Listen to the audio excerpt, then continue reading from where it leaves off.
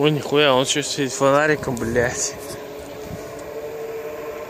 Чтобы дебилов, как мы, высматривать, наверное. Наверное, да.